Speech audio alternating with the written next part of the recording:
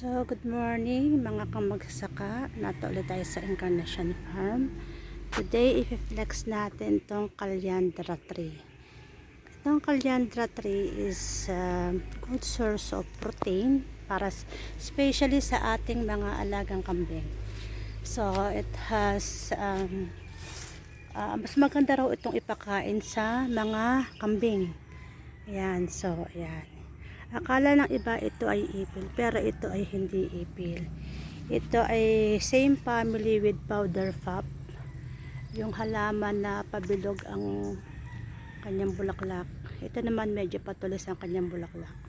So ito ay may crude protein na kinakain, magandang pakain sa ating mga alagang hayop o livestock, especially sa kambing. Ayan. So, yan ang kanyang dahon. Yan ang kanyang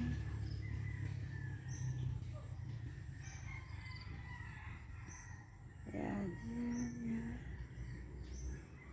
Yan, ang laki na niya.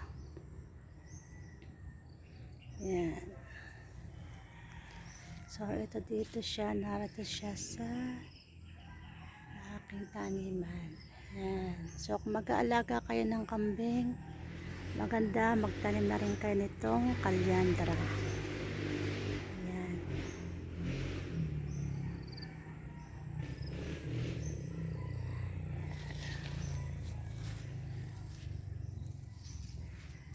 Yan kanyang Calandra.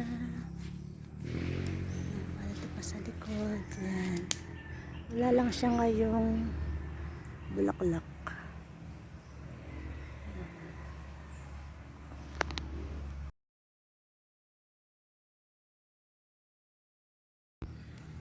So, hello, good morning, kamagsasaka. Ito naman si Tita Mags. Today, ipiflex ko tong puno ng Calandra ito. Para siyang ipil, pero kumbaga, mas mapipino yung kanya mga dahon. Yan. So, ito raw ay magandang pakain sa kambing. Kaya ako maghahanap ng, wala siyang flowers ngayon, pero pag siya nag-flowers, para din lang siyang buto ng ipil. Pero mas maganda siya. Ayan. Ito yung kanyang ano. Yan. So, okay, maghahanap mamaya ng tubo. At ibibigay ko doon sa friend ko na maraming kambing. So, ayan. Yan ang kanyang puno. Ayan.